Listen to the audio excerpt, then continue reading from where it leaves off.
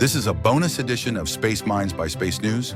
This week we're at the U.S. Geospatial Intelligence Foundation GEOINT Symposium in St. Louis, where we'll post episodes Monday through Wednesday. Our guest today is Keith Masback, Principal Consultant of Plum Run, LLC. He sits down with Chief Content and Strategy Officer Mike Gruss to break down the latest news and insights from the event. But first, a word from our sponsor, Kepler Communications. Kepler is delivering data at light speed with an SDA-compatible optical data relay network connecting space and Earth communications with low latency, high throughput, and enhanced security. Hi, I'm Mike Gruss from SpaceNews, and welcome to our Space Minds podcast from GEOINT with support from Kepler Communications. Today I'm joined by Keith Masback, who is the Principal Consultant at Plum Run. Keith, thanks for joining us. It's been a busy week already. Absolutely. Thanks for the opportunity, Mike. So lots going on this week. There's budget uncertainty, I think, for a lot of the folks here in the exhibition hall. There's a focus on commercial capabilities that we've heard from the Trump administration. Talk about AI. I know you sat in on the DNI's speech yesterday. What are your kind of quick takeaways from that? What did you hear that maybe surprised you or you didn't In the DNI speech? Yeah. So I thought she really did a wonderful job of being relatable to this audience. I would give a lot of credit to her speechwriter, who looked back to historical examples, in the sort of primordial soup of the development of geospatial intelligence.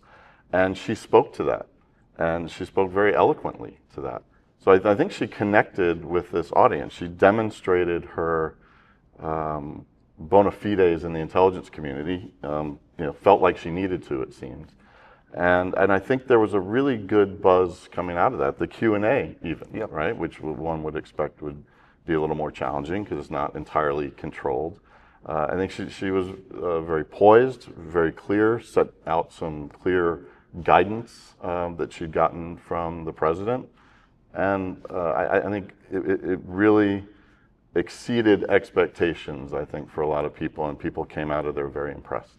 Do you expect there to be a different direction on how intelligence is used, how intelligence is collected, that those priorities under this White House have shifted dramatically, somewhat? How do you gauge that? Well, I would say the thing that I took away that was most that left the lasting impression as I've thought about it since is her very clear articulation of the administration wanting to avoid conflict, but be strong, be prepared to respond aggressively when needed. But we have, and it's a fair articulation that the intelligence community, right from 2001 for 20 plus years, was in a conflict mode. Yep. And it was support to warfighters. And of course we were providing support to diplomats and to the president and to others. Yet we were very much in a warfighting culture. And I think her message was, and I've long said this myself, as an intelligence professional, at the point where we're in conflict, we have failed at some point.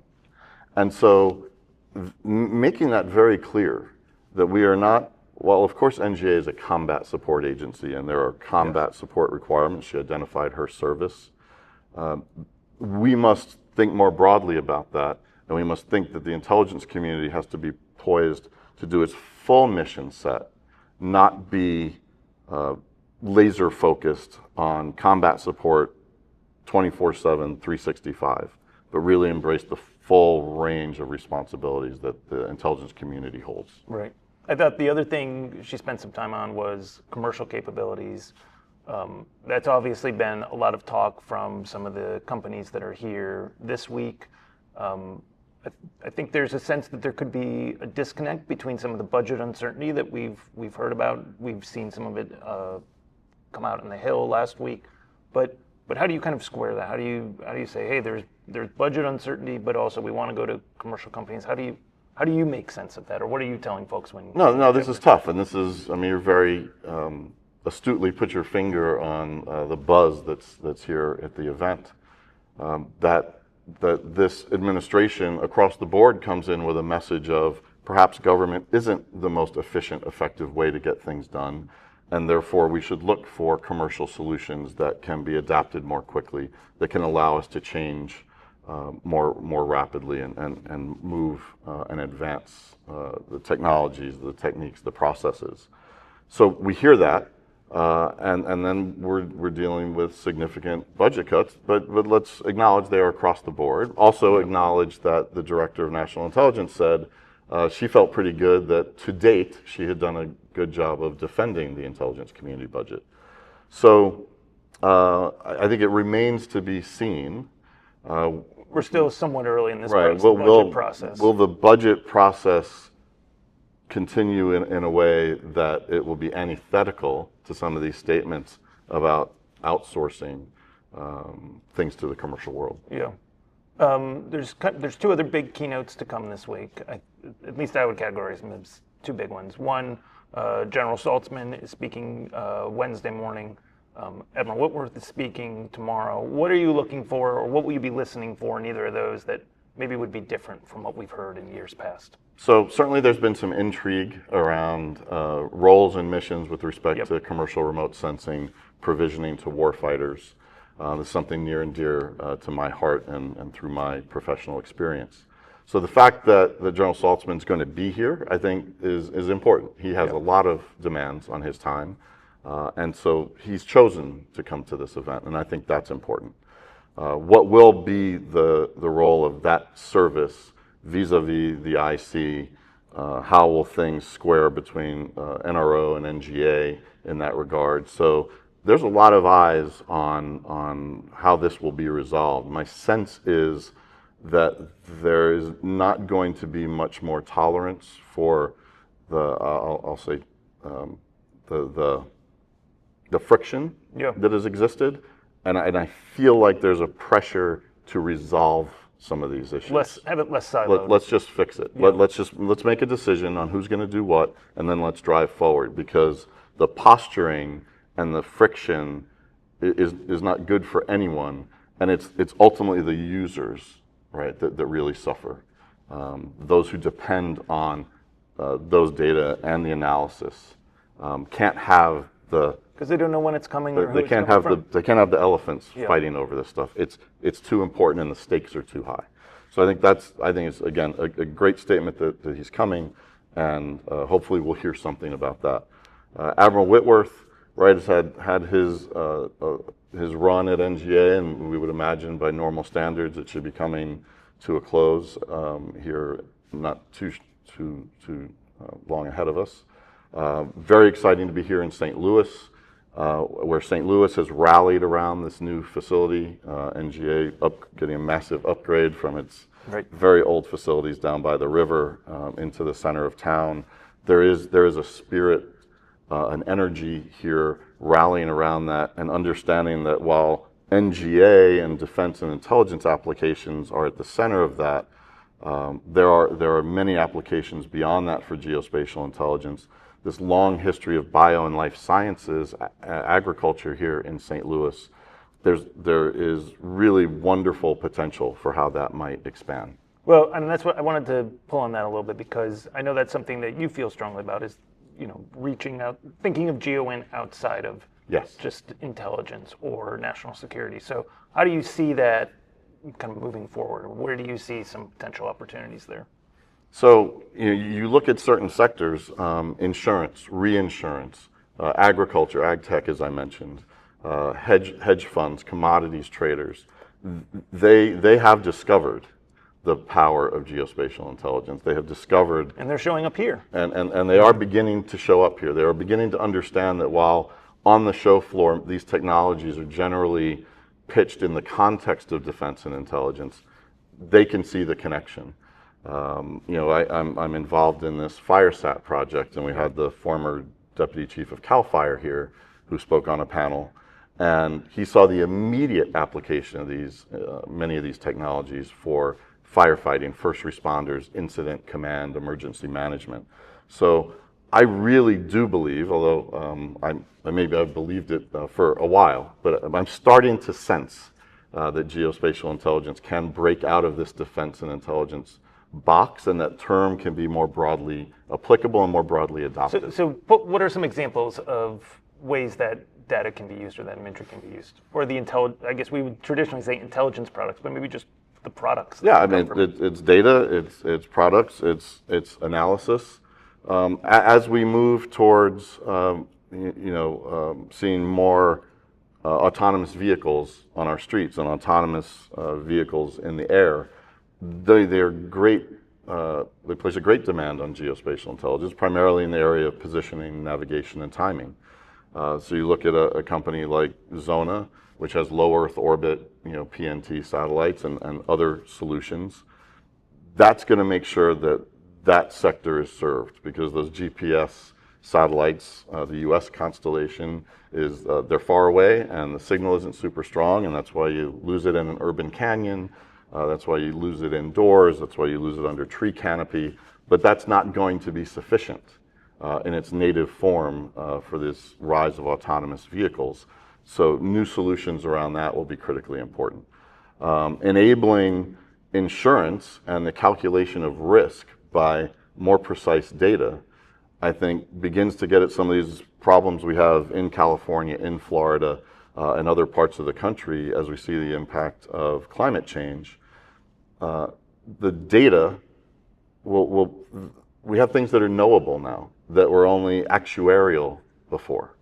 And so the better definitization of risk means that insurance companies can better posture for how they're going to charge and how they're going to respond.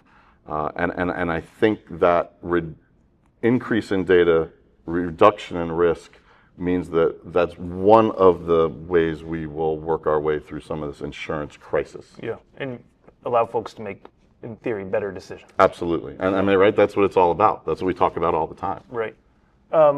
You've been on the show floor. You've talked to a lot of folks here. What are some of the surprises that you've seen, or what have you maybe talked to folks about and didn't expect to?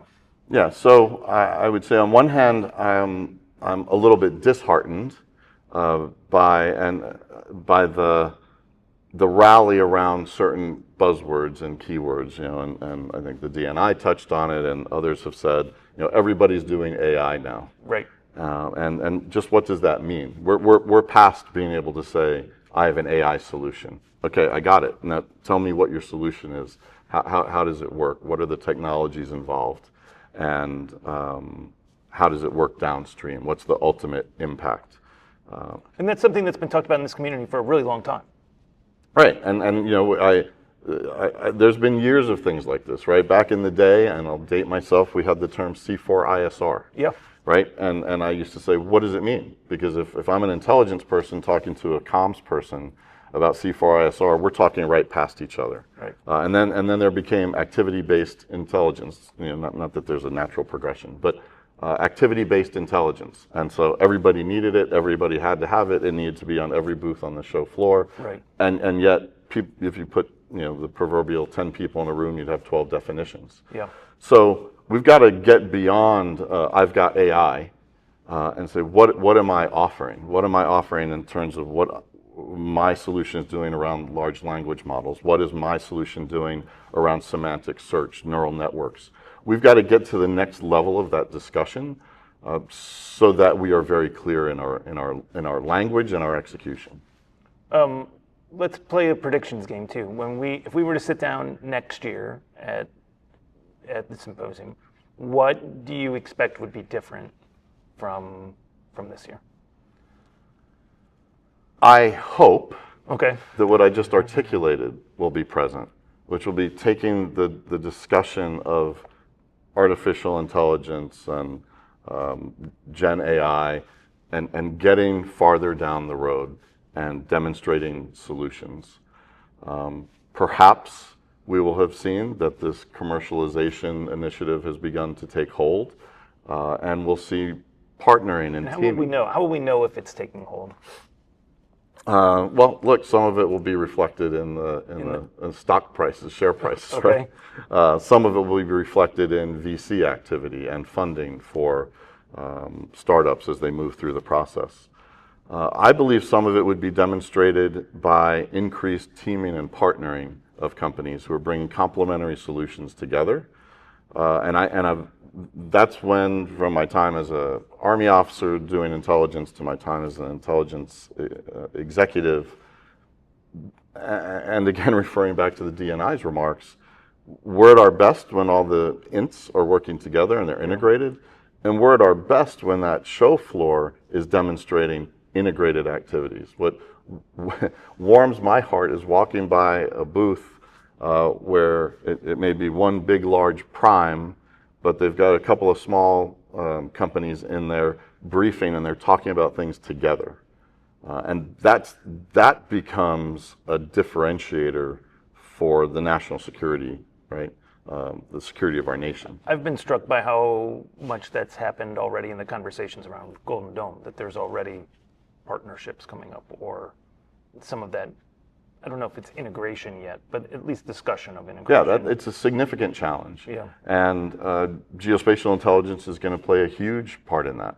And the faster we move towards integrated solutions, the faster that companies are able to team, bringing complementary technologies and solutions together, the faster we'll get to that very bold vision. Yeah. Great. Well, Keith, thanks so much. I appreciate it. This has been a lot of fun. All of our coverage from GEOINT is available on SpaceNews.com. I'd like to take a quick minute to thank our sponsor, Kepler Communications, and our May issue is also on newsstands. Thanks so much for watching. We'll be back again with another episode of Space Minds.